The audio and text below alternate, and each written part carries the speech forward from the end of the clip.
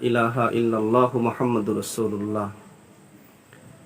এর অর্থ হলো আল্লাহ ছাড়া কোনো মাবুদ নেই এবং মুহাম্মদ রাসূলুল্লাহ সাল্লাল্লাহু আলাইহি ওয়াসাল্লাম আল্লাহর রাসূল।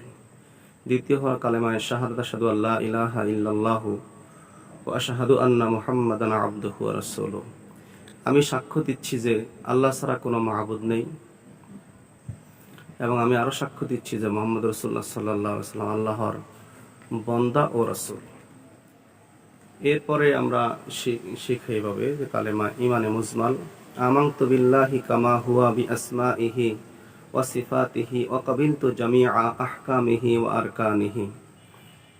এর অর্থ হলো আমি ঈমান আনিলাম সর্ববিধ নাম ও গুণ বিশিষ্ট আল্লাহ তাআলার উপর এবং তাহার সকল হুকুম ও আহকামগুলো মেনে নিলাম।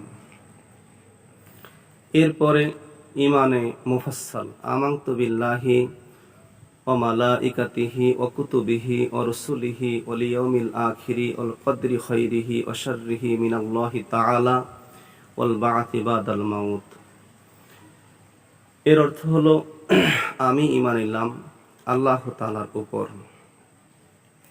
এবং তাহার ফেরেশতাগণের উপর এবং তাহার কিতাবসমূহের উপর এবং তাহার রাসূলগণের উপর এবং কিয়ামত দিবসের উপর এবং আল্লাহ তাআলার পক্ষ থেকে তার উপর ভালো মন্দ তাকদীরের উপর এবং মৃত্যুর পরে জীবিত হওয়ার উপরে। এরপর আমরা শিখাই কালেমায়ে তামজিদ, সুবহানাল্লাহি আলহামদুলিল্লাহি ওয়া লা ইলাহা ইল্লাল্লাহু আল্লাহু আকবার ওয়া লা হাওলা ওয়া লা কুওয়াতা ইল্লা বিল্লাহিল আলিয়্যিল আযীম। এর অর্থ হলো আল্লাহ তাআলা পবিত্র, সমস্ত প্রশংসা আল্লাহর জন্য এবং আল্লাহ ছাড়া কোনো মাবুদ নেই। আল্লাহ সর্বশ্রেষ্ঠ এবং আল্লাহ ছাড়া কোনো শক্তি ও সামর্থ্য নেই। আশা করি ইনশাআল্লাহ যদি এই ভিডিওটা কারোর জন্য উপকারে আসে, হয়তো উপকার আসবে ইনশাআল্লাহ।